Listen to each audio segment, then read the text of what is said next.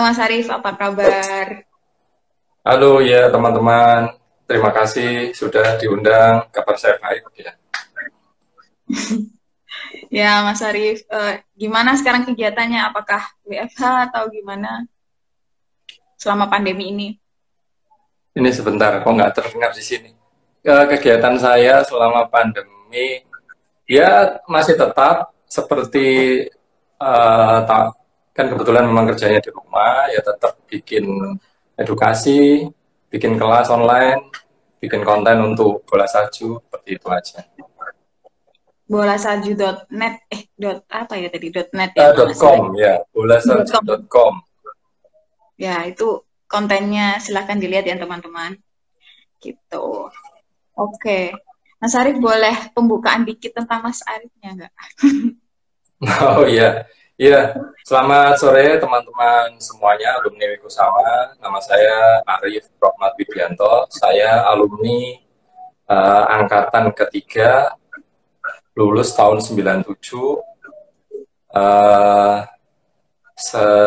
Asal dari Jombang, Jawa Timur.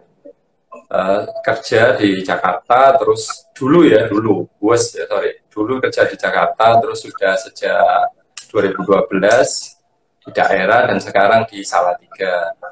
Nah, di bola salju itu adalah semacam dulu awalnya dari blog, semacam media saya belajar, media saya catat, media saya untuk sharing bagaimana kegiatan investasi mulai dari 2010. Nah, kemudian 2016 saya menjadikan bola salju ini menjadi media edukasi. 2017 mulai ada jasa semacam seperti itu sampai sekarang. Kegiatan saya sehari-hari ya mengelola bola salju itu. Gitu ya.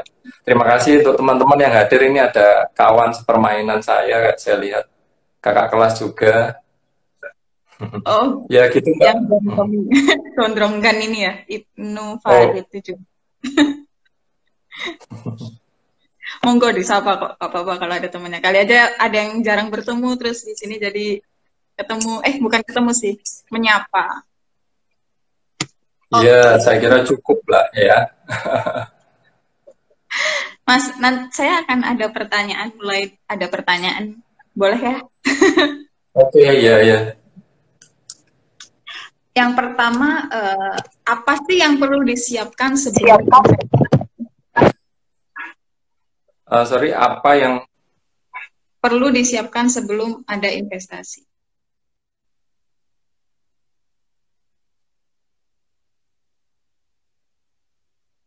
Mas, maaf suaranya hilang ya?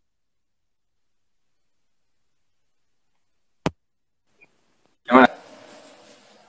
Dengar? Oh, dengar, dengar, dengar. Oke, kayaknya nggak bisa dipakai headset. Ya, investasi, apa yang perlu disiapkan?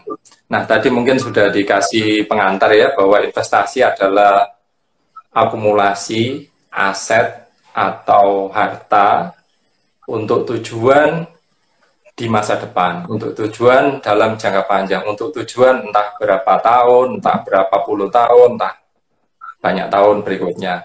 Memang benar seperti itu.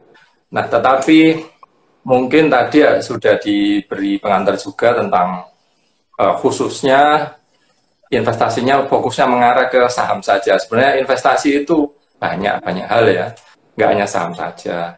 Nah, tapi sebelum kita melangkah ke situ, saya kira perlu mengingatkan juga bahwa investasi adalah akumulasi harta untuk masa depan. Katakanlah sederhananya itu membeli masa depan di harga sekarang. Kalau dalam istilah rumitnya mempersiapkan masa depan.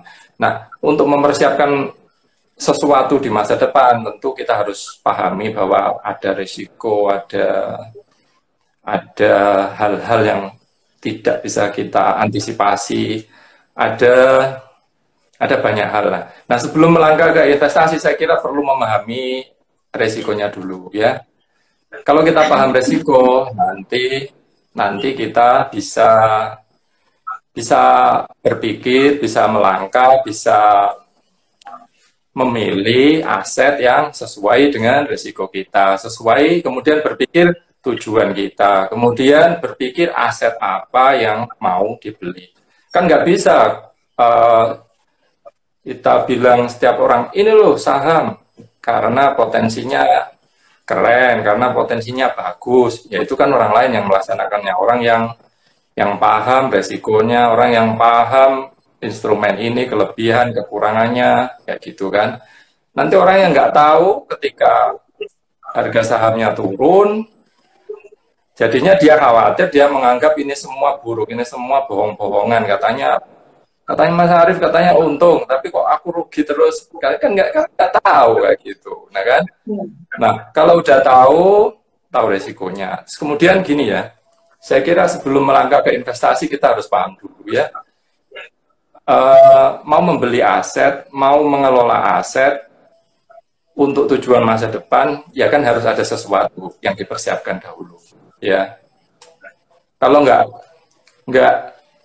tahu atau nggak ada, nggak bisa memetakan, nggak bisa mengelola yang disiapkan dulu, ya bisa rugi juga. Contohnya gini, misalnya ada orang katakanlah dengan posisi keuangan yang sebenarnya belum stabil, masih goyah, masih belum bagus, ternyata invest saham dengan modal utang gitu.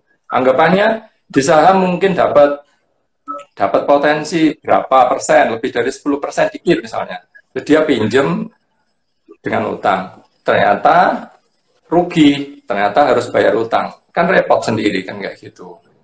Nah, jadi lebih baik paham resikonya, terus paham posisi keuangan, dan kemudian ya posisi keuangan masing-masing ya terutama ya kan. Kita ngomong investasi sebenarnya nggak hanya saham saja kan, banyak sekali di sana, ada reksadana, ada deposito juga kan bisa dianggap investasi, ada obligasi retail, ada beberapa instrumen lain yang bisa kita kelola sehingga dimanfaatkan untuk masa depan. Saya rasa seperti itu. Gimana? Panjangan ini kayaknya ya. Enggak, saya intinya adalah kita harus pahami dulu keuangan kita. Masa kita lagi nggak ada duit, bela-belain ngutang buat investasi. Jadi harus pahami dulu apakah ada. Oke, paham sih. Kalau berarti kita harus menunggu keuangan kita stabil gitu ya, kalau tidak salah. Kesimpulannya seperti itu. Iya. Oke. Sebenarnya memahami. Nah ini kan saya pernah dengar ya di Wikusama, di mana ya? Katanya pernah di polling ya, katanya mayoritas atau berapa persen, 70-an%, katanya pengen memahami financial planning kayak gitu ya. Itu sebenarnya menarik sih sebenarnya di situ. Kalau memang udah paham situ, kita barulah ngobrol investasi. Karena kalau nggak kayak gitu kan bisa offset, bisa berbahaya, bisa beresiko sekali. Nah, saya rasa itu ya, memahami keuangan. Sebenarnya memahami keuangan ini kan kita nggak usah mulu-mulu lah. Katakanlah gini, ada dua orang, yang satu gajinya, katakanlah mohon maaf ya, gajinya 5 juta. Yang satu lagi gajinya 10 juta per bulan. Ya, dua orang ini. Nah, dari dua orang ini, kalau keduanya sama-sama bisa sama-sama menyisihkan 500.000 sebulan, yang mana yang sebenarnya bagus secara kualitas hidup? Kan yang orang yang gajinya 5 juta, karena ia bisa menyisihkan 10% dari gaji untuk investasi. Nah kayak gitu.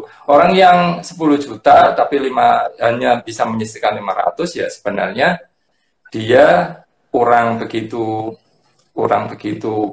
apa ya, dalam tanda kutip lebih bagus yang inilah gitu aja dalam mengelola keuangannya. Nah di situ saya kira perlu diidentifikasi apa namanya, bagaimana asetnya, bagaimana kalau misalnya dalam tanda kutip utangnya, misalnya dalam apapun lah, utang cicilan atau apa, dipetakan asetnya.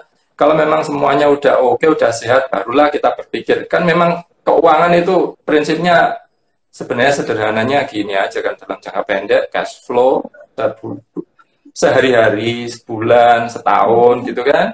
Kalau ini udah beres, udah nggak ada masalah, kan baru bisa bicara nanti jangka menengah, apakah untuk renovasi rumah, untuk misalnya untuk umroh, untuk kuliah anak, terus jangka panjangnya untuk untuk pensiun dan seterusnya.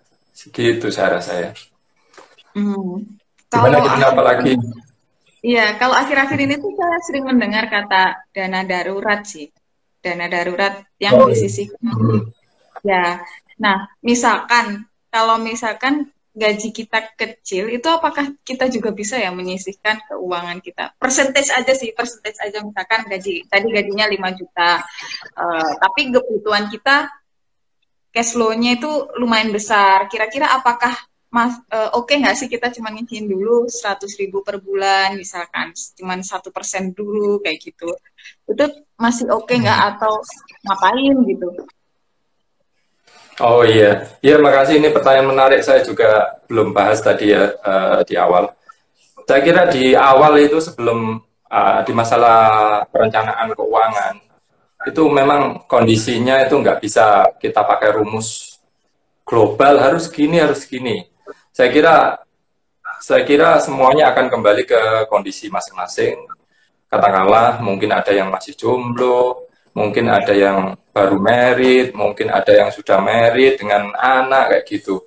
Nah, itu harus dipetakan masing-masing kan.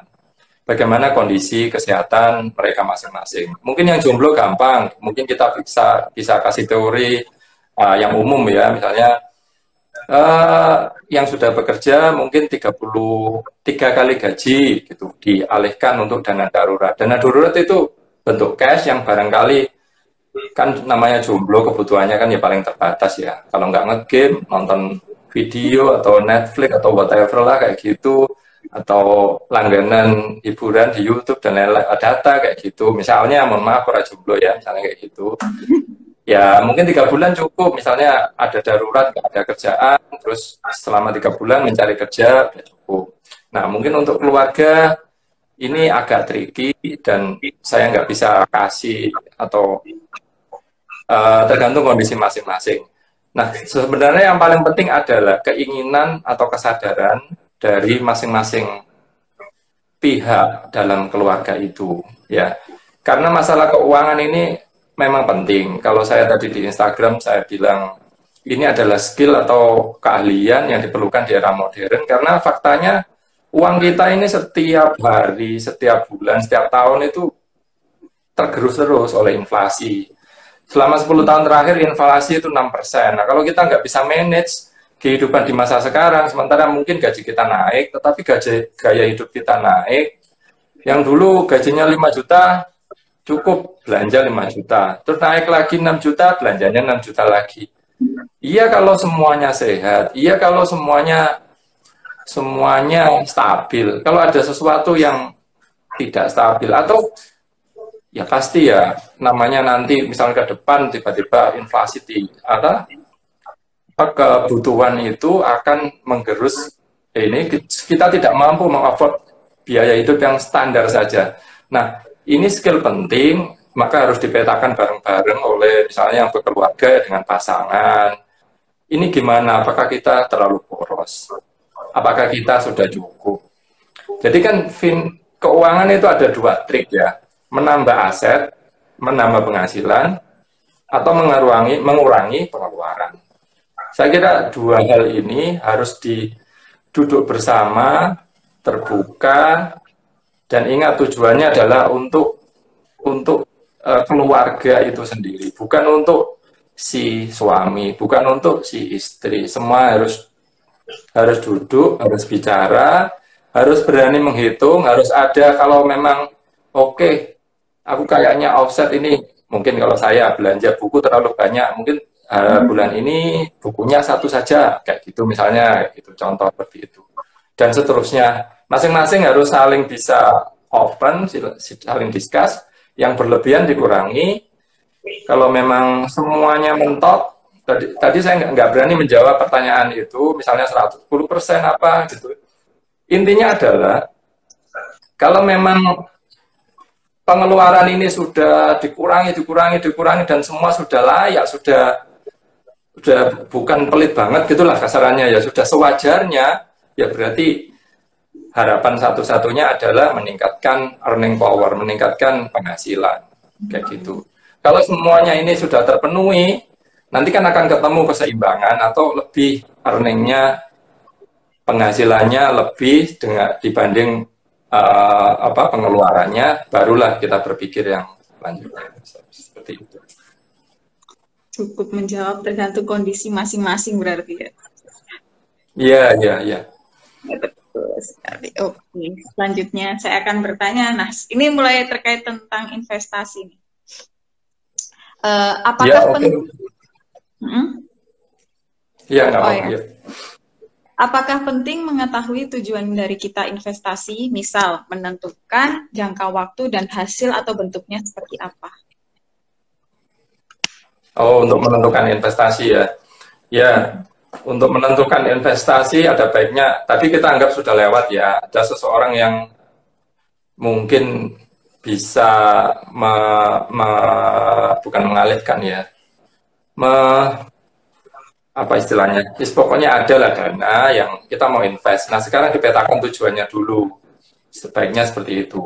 Tujuan itu apa? Tujuan ya mau belanja apapun, misalkan ada yang mau umroh lah, ada kuliah anak, ada renovasi atau beli rumah, itu kan dipetakan. Itu satu. Tadi harapannya di sisi yang aset juga harus dipetakan ya. Oke, peluang asetku segini, segini, segini. Kita anggap sudah ada. Nah, dari tujuan itu, kita anggap sudah oke ya, yang aset kita udah lupakan, yang masalah ini, yang sekarang concern-nya di invest. Nah, kalau sudah tahu tujuannya, sekarang kita tinggal berpikir, tujuan itu dalam berapa lama, ya. Misalnya, kurang dari 5 tahun, berarti ya jangan ditaruh ke investasi yang high risk seperti di saham, yang dalam 5 tahun mungkin bisa turun di harga semula, seperti contoh di era sekarang ini.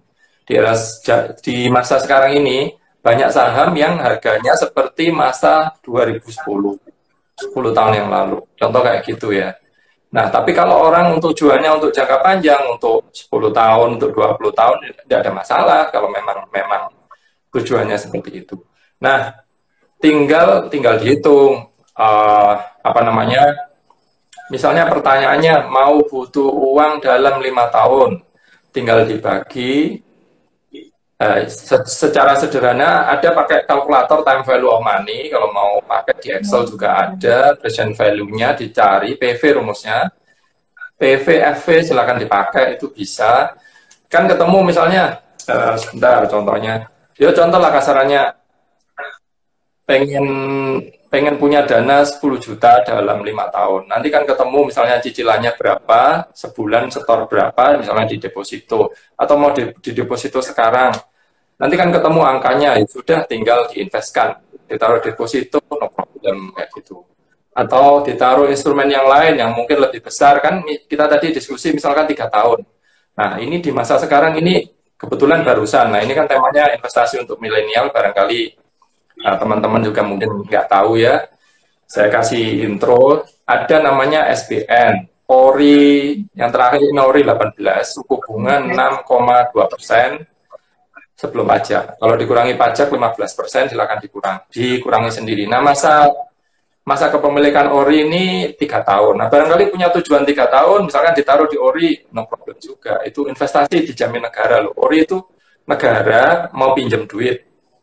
Nah, kita semua masyarakat Indonesia bisa pinjamin negara itu, pecahannya 1 juta. Kita beli misalkan tadi kebutuhannya 10 juta, mungkin dihitung-hitung atau sekitar 8 juta sekian atau berapa, atau saya bisa dihitung sih sebenarnya, tapi katakanlah 8 juta lah kita store-nya ya. Terus udah didiamkan aja, nanti hasilnya dalam berapa tahun mungkin hasilnya 10 juta, ya udah invest di situ. Nah, kalau tujuannya agak jangka panjang, misalnya untuk pensiun, untuk kuliah anak, yang mungkin bagi pasangan baru ya, yang anaknya masih bayi atau belum ada anak, mungkin barangkali plan kayak gitu, ya mungkin bisa leluasa mau di instrumen di saham, pakai reksadana indeks itu. Ini mohon maaf, ini saya sebut-sebut aja, nanti silakan ditanyakan kalau ada yang belum ngerti. Reksadana itu apa, Mas? Dana reksa itu apa, Mas? Kan banyak juga yang bingung, ada reksadana, ada dana reksa, ada saham. Padahal itu beda, yang reksadana itu produk, dana reksa itu perusahaan, kayak gitu. Nah, Oke ya, itu tadi kalau jangka panjang bisa masuk ke instrumen berbasis saham, bisa reksadana saham, bisa reksadana indeks, bisa saham sendiri. Nah, masing-masing tentu harus digali ya, jangan langsung, oh Mas Arif bilang kayak gitu, langsung terjun besoknya gitu. Ya itu bahaya juga, harus ngakui masing-masing ya. Saya rasa gitu untuk pemetaan tujuannya buat milenial. Memang di era sekarang ini enak ya, milenial tinggal modal HP, ada aplikasi, bisa join, sehari, 2 hari udah jadi rekening, bisa setor, bisa besoknya rugi terus panik sendiri bisa juga, atau bisa untuk, iya kan? Ya, ya. Kejadian sih di teman-teman saya, kalau lagi turun pasti langsung dijual. Nah itu kan, mohon maaf ya teman-temannya, ya harus dipahami dulu sehingga kan kalau memang kan pasti memang ada resiko. Nah, resiko itu kenapa ya silakan nanti kawan-kawan kalau atau sekarang mau didiskusikan, monggo ayo. Ya tuh, silahkan jika ingin bertanya ya. Untuk teman-teman saya yang mungkin sekarang join, tuh silahkan bertanya. Biasanya itu kan kalau saya menyarankan ke teman-teman, biasanya kan ada grafik. Mungkin bisa dilihat setahun yang lalu atau beberapa bulan yang lalu gitu. Nah, kalau misalkan lagi turun, teman-teman saya yang newbie atau yang baru, itu langsung dijual kalau misalkan habis turun. Dipikirnya nanti akan rugi, makin rugi. Tapi setelah seminggu kemudian, ternyata dia naik. Jadi kayak, makanya kalau mau investasi tuh, ya bener kata Mas Arif tadi, harus dipahami dulu resikonya, harus tahu dulu gimana investasinya, kayak gitu sih. Oke. Untuk selanjutnya, ini terkait soal pandemi sih. Pada saat pandemi seperti ini, kira-kira investasi seperti apa yang pas untuk kaum milenial yang bisa dimulai dengan modal yang minim? Seperti itu. Oh gitu ya. Ini ada 2 fokus untuk milenial dan di masa pandemi. Wah ini gimana jawabnya nih, susah banget ini. Atau Ya sebenarnya nggak ada beda. Sebenarnya menurut saya nggak ada bedanya mau di masa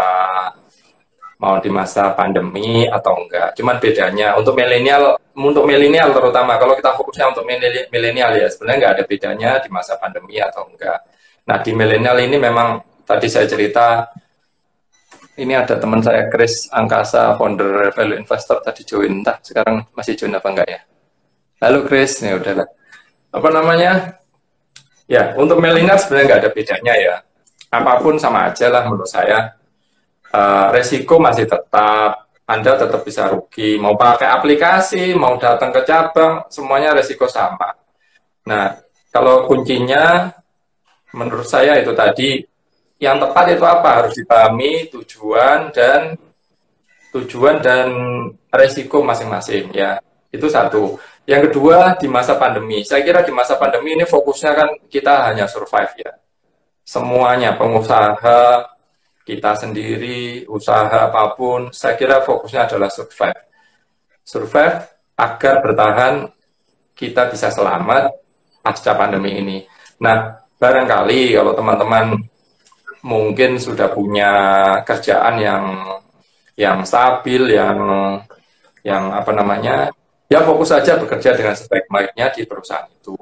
Kemudian kalau memang biasanya work from home kan banyak waktu luang, silakan invest di diri sendiri. Mungkin saya kira itu jauh lebih produktif untuk bermanfaat untuk ya nanti ya buat teman-teman sendiri mengupgrade knowledge, mengupgrade kapabilitas, mengupgrade banyak hal lah. Nah, kedua kalau memang itu tadi investasinya udah saya jawab ya nggak usah kita beda-bedain lah masalah milenial. Kalau memang semuanya sudah terpenuhi ya kondisi, oh iya dan satu lagi mungkin ya itu tadi ya disiapkan dana darurat buat keluarga, buat yang jomblo mungkin skopnya mungkin 3 bulanan, yang non jomblo yang sudah berkeluarga ya mungkin antara 6 bulan hingga 1 tahun atau lebih, justru lebih baik cash, lebih baik siap. Nah kalau udah ada lebih barulah mikir fokus investasi, saya kira begitu. Nah, kalau buat pemula itu kira-kira kalau misalkan di pasar modal itu apa sih yang cocok? Misalkan reksadana kah atau obligasi atau saham gitu? Yang belum Nah, pernah iya. coba sama sekali. Ini apa sudah paham semuanya istilah-istilah yang saya sebut tadi? Jangan-jangan pusing terus udah keluar ini Iya, habis tolong join dong terus saya. keluar ini. Ini silakan Ya, dong. gini ya. Saya jelaskan aja apa namanya. Ya di pasar modal itu ada banyak instrumen yang bisa dimanfaatkan oleh generasi yang dikatakan milenial tahun 80-an sedikit. Nah, ini saya kurang setahun aja udah jadi milenial ini sebenarnya. Eh, di era internet itu gampang ya, tetapi dari gampangnya itu justru menurut saya mengundang masalah karena sudah banyak penelitian ya.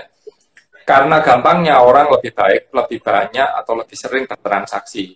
Karena lebih sering bertransaksi seperti cerita tadi, Mbak Susi tadi cerita bahwa apa namanya, kalau lagi turun malah jual, kalau lagi mau naik atau naik malah beli. Itu kan terbolak-balik. Bayangkan seumpamanya punya toko, penjual toko punya bisnis buat toko ya, yang penjualannya 10 juta per bulan gitulah kasarannya. Terus orangnya lagi butuh duit, lagi terus nawarin ke kita, mau beli toko saya enggak? Penjualan 10 juta, ini silakan beli 25 juta aja deh. Padahal normalnya mungkin 50 juta mungkin kasarannya gitu. Kan harusnya kita mau beli pas lagi turun kan, kayak gitu. Bisa dipahami nggak? Sebuah bisnis kayak gitu kan harusnya. Ternyata orangnya udah tenang. Ya udahlah, saya udah tenang nih, mau saya jual 50 juta deh. Malah semangat mau beli. Jadi nggak masuk akal kan kayak gitu. Kalau memang tujuannya jangka panjang.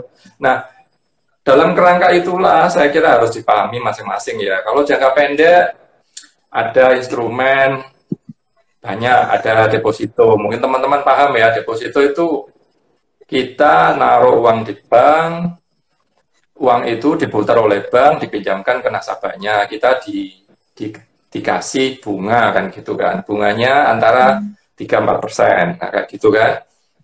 Sekarang ada beberapa bank yang tinggal pakai app, udah bisa, atau lewat internet banking, udah dapat deposito misalnya, ya kayak gitu. Nah kemudian ada namanya reksadana. Reksadana ini berbeda dengan dana reksa. Kalau dana reksa itu perusahaan, kalau reksadana ini produk ya. Nah, reksadana ini adalah semacam produk investasi yang dikelola manajer investasi. Manajer ini orang-orang yang harus dapat izin resmi dari OJK, harus punya badan usaha yang peruntukannya untuk mengelola dana seperti itu. Nah, bikin produk sendiri juga nggak gampang, ada persyaratan dananya, ada persyaratan macam-macam lah sesuai produk itu. Nah, reksadana ini istilahnya uang kita. Misalnya saya naruh 100.000 di sebuah reksadana. Uang saya 100.000 bersama uang ratusan ribu punya orang lain, jutaan orang lain, itu dikumpulkan, kan jadi gede, jadi miliaran di sana. Dari duit miliaran itu kemudian dibelikan aset oleh manajer investasi. Bisa aset saham, bisa aset obligasi, liquid, aset lain lah, semacam itu. Tergantung tujuannya masing-masing. Nah, semoga dipahami ya konsepnya reksadana itu. Jadi kita beli unit, kita beli kupon keanggotaan lah, tanda klub lah istilahnya. Kalau satu, ya sebenarnya sama mirip dalam konteks saham mirip ya. Kalau kita misalnya sebuah perusahaan punya 5.000 lembar saham. Nah, kita di sebuah reksadana mungkin punya berapa juta unit gitu ya. Kita beli 1 unit, kita beli 2 unit. Semakin banyak unit, harta kita semakin banyak di reksadana itu kan. Nah, kita untung dari reksadana itu kalau manajer investasinya pinter. Kalau duit kita naik, kalau duit kita bertambah, itu untung. Kalau manajernya investasinya nggak cakep, misalnya ngelola di saham, sahamnya turun, ya kita rugi karena harta kita juga ikut turun. Nah, manajer investasi terus itu kerja buat apa? Mereka cari uang. Nah, kita membayar jasa ke manajer investasi untuk di reksadana itu. Nah, reksadana itu banyak ya, ada reksadana berbasis pasar uang, ada yang berbasis syariah atau non syariah, ada yang berbasis saham. Nah, itu tujuannya harus sesuai, itu tadi sesuai investasi, apa tujuan investasi masing-masing. Kalau memang kita tujuannya jangka pendek, ya reksadana jangka pendek saja, pasar uang, pendapatan tetap. Ada namanya pendapatan tetap, pasar uang. Kalau mau dieksplor nanti kita bisa perpanjang, detailkan. Nah, misalkan untuk jangka panjang ada reksadana saham, kayak gitu. Nah, tergantung tujuannya, tadi investasi yang tepat untuk milenial, ya saya kira seperti itu tergantung tujuannya. Tetapi saya ada warning ya, kalau saya di Pulau Salju saya bikin riset, kalau invest untuk jangka panjang di reksadana kalau bisa lamsam itu di depan. Jadi misalnya contoh ini saya bikin hitungan aja ya sebentar. Wah. Katakanlah pengen uang 1 miliar ya dalam berapa puluh tahun ya, dalam 20 tahun. Katakanlah return kita 9% per tahun gitu aja ya. Boleh. Nah, jadi misalnya kita ingin dalam 20 tahun ingin punya uang 1 miliar, itu di sebuah reksadana saham, kalau asumsinya bisa dapat return 9% per tahun, itu kita butuh uang 178 juta tok di masa sekarang. Kita beli reksadana itu 178 juta kita belikan, udah kita tinggal tidur, nanti insya Allah kan memang udah ada rekornya di IHSG itu, kalau nggak salah selama 32 tahun itu returnnya 12% sekian, kalau 10 tahun lebih kecil dikit. Nah, enaknya di saham itu semakin panjang itu semakin gede kayak gitu. Untungnya akan semakin gede. Menarik. Nah, ya itu ilustrasi ya. Soalnya kalau kita beli berkala, beli nyicil per bulanan, ya silakan pakai software. Biasanya beberapa software kayak Indo Premier, Reksa itu punya software simulasi investasi. Silakan dipakai. Nanti nggak tercapai kalau secara bulanan.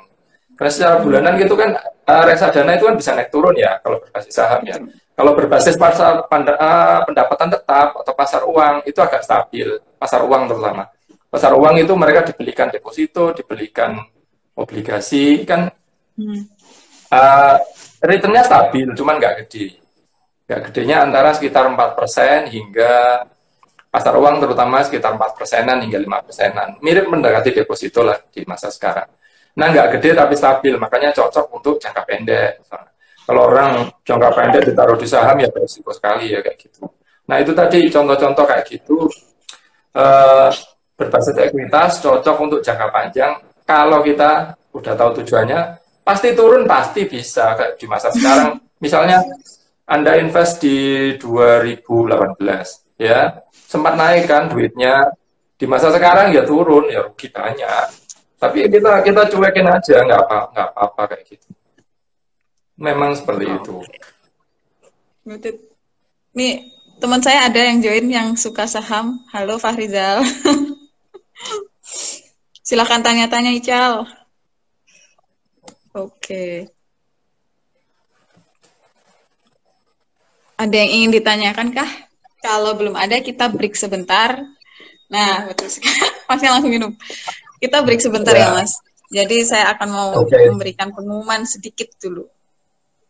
Nah, ini terkait bantuan COVID-19 untuk teman-teman Wikuzen yang ingin memberikan bantuan kepada rekan-rekan Wikusama yang terdampak COVID-19, serta untuk masing-masing ketua angkatan, misalkan ada tahu dari teman-teman angkatannya juga ada butuh bantuan dari dari dampak pandemi, boleh juga menghubungi kami di IA Wikusama, DM aja, nanti tim panitia akan memberikan informasi gimana caranya supaya dapat bantuannya. Nah, buat teman-teman juga, jika ada rezeki lebih, boleh juga membantu jika berkenan dengan ikhlas.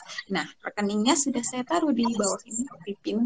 Nanti silahkan kalau konfirmasi ke DM aja di IA Wikusama. Nanti tim kreatif akan kasih thumbs up.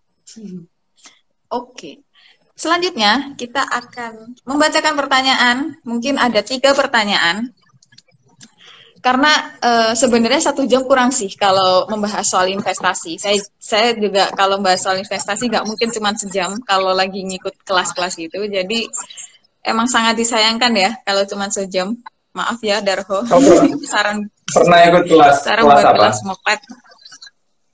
Emang sangat kurang ini. Jadi kita apalagi khusus buat pemula ya pasti banyak pertanyaan. Makanya tanya sekarang mumpung free nih. Iya, kita akan ada 3 pertanyaan minimal. Ini ada pertanyaan, adakah saham di sektor UMKM? Ini dari Mas Yusron Belami. Adakah saham di sektor UMKM? Ya, terima kasih Mas Yusron. Kayaknya ada, tetapi saya kurang update ya untuk perusahaan-perusahaan yang baru karena saya memang orang ini ya di bola salju itu kan alirannya value investing. Kita orang value investing itu cenderung konservatif. Konservatif dalam arti kalau perusahaan-perusahaan baru yang muncul, kan ada beberapa tuh perusahaan kecil-kecil yang baru muncul, itu nggak enaknya gini kalau perusahaan baru, itu kinerjanya masih belum terukur. Biasanya kan baru IPO mungkin kinerjanya masih bagus.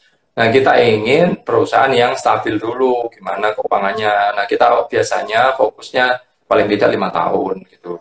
Kecuali perusahaan memang terkenal dan kita tahu manajemennya, ya kita oke. Kalau perusahaan yang mayoritas baru-baru ya kita hindari, kita cuekin lah itu. Ya mohon maaf ya.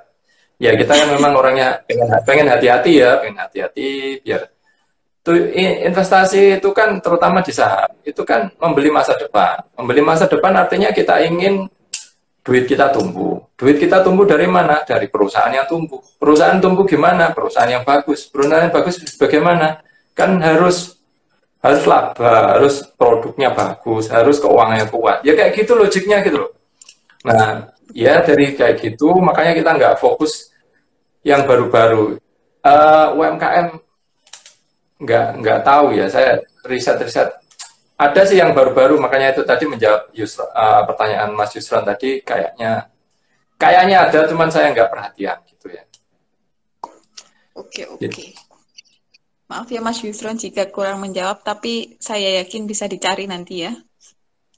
Oke, selanjutnya dari Pramudia, rekomendasi buku untuk belajar investasi apakah itu? Monggo Mas. Rekomendasi buku untuk belajar investasi. Di bola salju saya nggak rekomendasikan, ini kan produk sendiri ya, bukan kayak promo ya, mohon maaf ya, izin ya. Di bola salju saya juga bikin e-book namanya Cerdas Berinvestasi, silakan diunduh di website bolasalju.com, itu gratis. Tapi versi e-book ya, jadi biar nggak usah ngirim biayanya. Nah, kalau memang yang lain apa ya? Sebentar saya tengok itu. Kemarin di YouTube saya bikin ulasan 1 buku yang paling penting kalau memang mau serius banget di saham itu The Intelligent Investor. Tetapi saya kira memang agak susah ya, terutama teman-teman STM. Nggak tahu ya, mohon maaf. Ya masa orang programmer disuruh belajar finance kan kayaknya nggak mungkin. Mohon maaf lah, tapi barangkali ada yang tertarik Intelligent Investor atau ada komik Who Wants to Be a Smiling Investor, itu saya kira oke, itu sebagai pengantar karya Pak Lukas Setiatmaja. Kita juga sempat review di YouTube Bola Salju, bisa dicek juga. Who Wants to Be a Smiling YouTube-nya Investor. Mas Sarif aja ini, kan Mas Sarif juga ada YouTube teman-teman, mungkin bisa dilihat di sana. Ya, YouTube-nya Bola Salju namanya. Ya, makasih ya promo ini biar nambah subscriber. Nah, silakan di-subscribe sekalian. Oke. Monggo kalau ada pertanyaan lagi, ayo. Ntar Ini saya pusing kayaknya ini. Istilah-istilahnya nggak ngerti semuanya ini. Ya, barangkali juga mengingatkan ya, orang-orang itu kan umumnya ya mengenal, ini tadi mohon maaf loh Mbak, pakai istilah main saham kayak gitu. Itu kan kontraproduktif sebenarnya. Kalau kita di bola salju kita hindari kan istilah itu karena nanti memberi stigma bahwa Padahal saham itu kalau kita pilih perusahaan yang oke-oke, yang bagus-bagus, itu kita ya kayak istilahnya kalau Pak Lokenhong itu orang kaya di Indonesia dari saham itu kayak kita kayak membiarkan uang sambil tidur gitu loh, kayak gitu. Itu kalau kita paham. Kalau kita nggak paham, kita akan ikut ya jadinya dalam konotasinya main itu tadi spekulasi kayak gitu kan. Jadinya jadinya ya nggak apa ya nggak bagus lah menurut saya kayak gitu. Apalagi Ya, tadi kok saya ngomong kayak gitu. akan saya ingat. Nggak apa-apa. Menurut Maksudnya teman-teman ini tidak untuk ada umum, pertanyaan? untuk umum ya, nggak apa-apa. Memang di luaran itu menganggapkan saham ini konotasinya sangat spekulatif. Ya bayangkan apa sih kok bisa naik turun dalam sehari? Misalnya sehari bisa naik 7%, bisa naik 10%, tiba-tiba besok turun. Ini kayak permainan saja kan, orang berpikirnya seperti itu. Tetapi memang di market itu, di pasar modal itu, mayoritas orang itu berpikir seperti itu. Nah kita seharusnya berpikir nggak usah seperti itu. Kita berpikir ya kita invest long term saja gitu loh. Dari dulu, dari 2010, saya ya kayak gini aja, apa namanya teorinya, metodologinya, ya udah kita beli, kita simpan, udah itu aja. Terutama perusahaan-perusahaan yang bagus ya, jangan yang aneh-aneh ya. Intinya itu. Ya, setuju, setuju. Karena sebenarnya kalau saya, ini karena nggak ada yang bertanya, saya jadi yang bertanya ya. Siap. Ya, entah ya, ini mau konfirmasi apakah ini caranya salah atau benar. Jadi kalau misalkan investasi, misalkan saya pakai produknya sabun dari salah satu perusahaan. Kemudian karena saya suka dengan produknya, akhirnya saya investasi di perusahaan itu. Tapi saya nggak tahu apakah tentang finansial saya juga nggak tahu kayak gimana. Tapi cuman yang saya tahu adalah saya suka produknya, ya udah saya invest aja di sana. Apakah cara seperti itu terlalu amatir? Ya, ya makasih itu sebenarnya ide yang yang bagus ya, yang bagus terserah.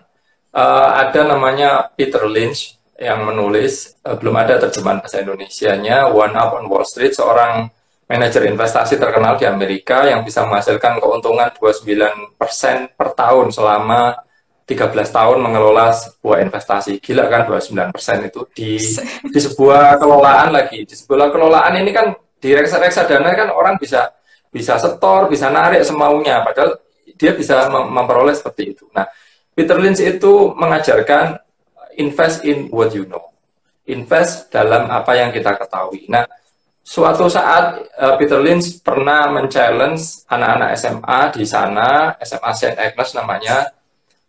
Oke, kalian saya beri dana sekian, kalian invest, pilih saham sendiri, nanti kita uji kinerja investasi kalian dengan manajer investasi. Nah, mereka memilih seperti yang tadi dipikirkan Mbak Susi tadi. Mereka memilih McDonald, memilih saham-saham yang familiar dengan mereka. Nike lah, apalah, saya mohon maaf menyebut produk ya. Memilih perusahaan-perusahaan yang mereka tahu lah. Nah, suatu saat setelah jangka waktu tertentu dites, hasil kinerja mereka lebih bagus daripada pengelola dana besar yang dibayar jutaan dolar kayak gitu. Itu fakta. Itu metode yang bagus dengan catatan ya paling tidak mungkin harus dicek lah. Kita kan bisa sekarang tinggal Google, ada aplikasi namanya RTI free, itu bisa ngecek misalnya perusahaan itu tadi, misalkan apa, misalnya ya contoh sampo Unilever, cemilan Mayora, bank BRI, BCA, yang suka ngerokok Udang Garam, PM Sampurna. Bukan kampanye rokok ya, kan mungkin ada yang rokok itu. Apa namanya? Banyak lagi lah, mungkin yang suka ngemi, Indofood atau IJBB. Bisa dicek lah itu di aplikasi itu, mereka pernah rugi nggak dalam beberapa tahun. Kalau nggak rugi kan sebenarnya udah bagus. Itu aja udah cukup perusahaan yang besar gitu. Itu memang benar, layak asal perusahaannya bagus gitu. Oke, wah terima kasih atas konfirmasinya, jadi pede. Iya. Oke. Mungkin Halo karena ini dia, udah wah, ini teman memasuki saya ini. akhir, menit-menit akhir. Mohon Loh, maaf ya sudah toh? teman-teman, pertanyaannya sudah saya akhiri dulu. Nanti kalau misalkan ada yang mau tanya, silahkan serbu aja YouTube-nya Mas Arif atau mungkin Wah, webnya Mas Arif di Bola Salju. Kalau ada pertanyaan silahkan serbu di sana. Saya yakin kalau ada teman-teman saya di sini pasti banyak pertanyaan ini sebenarnya. Nah, sekarang kita sudah di penghujung, jadi mungkin mohon maaf jika pertanyaannya saya akhiri. Dari Mas Arif, kira-kira boleh nggak ada kritik, saran, atau mungkin mau promosi soal bola saljunya juga boleh, monggo sebelum kita akhiri. oh iya. Ya, terima kasih sudah menerima saya di apa namanya? Di IG live ini. Semoga nggak kapok, semoga nggak bosan teman-teman, semoga bermanfaat. Mohon maaf kalau penjelasan saya apakah terlalu cepat, apakah ada yang keliru. Mungkin yang saya pikirkan dengan yang saya ucapkan mungkin berbeda, saya mohon maaf. Nggak usah promo lah, udah nggak apa-apa. Tadi udah dipromokan. Ya, nggak terima apa-apa Mas kasih promo. Pak YouTube-nya Ketua, Pak silahkan Dodi, di ini saya subscribe. lihat ini. Oh iya, ini Mas Parjon sama Mas Dodi. Baru join ini Mas Dodi. Halo Mas Marjon, ya. Kurang suwe itu loh katanya, ayo disuwein toh. Iya, ini kurang lama emang Mas. Ini kulit semua ini yang dikasih tahu ini. Belum detail. Ya, tapi gimana ya? Karena durasi, mohon maaf ya semuanya gitu. Nanti kita serbu aja di Terima YouTube-nya kasih. atau di website-nya. Oh ya, mungkin satu, mohon maaf Mbak, saya tambahin barangkali pesan. Boleh. Ya. Sekali lagi kok, investasi itu di masa sekarang itu gampang, tetapi kita perlu ingat resiko, kita perlu ingat, ya kita ini sebenarnya mau apa sih? Ya bisa aja kita semua tinggal klik-klik ya, uang-uang ada juga sih, tetapi barangkali bermanfaat. Ingat resiko, ingat tujuan, nanti kan akhirnya kita gembira di akhir kalau sudah dalam jangka panjang. Ya. Next sesi kedua. Iya, boleh. Oke, Next sesi kedua. Siap, Pak Ketua. Saya setuju. Asal nggak bosan sama saya. Enggak, sangat nikmat sekali nih pembahasannya, enak didengar. Oke, terima kasih ya Mas Arif. Semoga kita bisa berjumpa lagi dan semoga akan ada event yang kelas, bukan hanya live IG. Jadi sehingga bisa interaktif dengan semuanya. Kalau di sini kan mungkin komen, jadi agak terbatas gitu. Ganti topeng ton. Oh. Yes, ini nggak topeng Cak, ini nanti kalau jumpa lagi bisa makin panjang ini. Kalau ngobrol. Saya juga kaget tadi di fotonya pendek, rambutnya kok tiba-tiba panjang. Takut salah orang saya. Oke, terima kasih ya Mas Arif atas ilmunya hari ini sangat bermanfaat. Semoga sukses Mas Arif dengan bola saljunya. Assalamualaikum warahmatullahi wabarakatuh. Waalaikumsalam warahmatullahi wabarakatuh.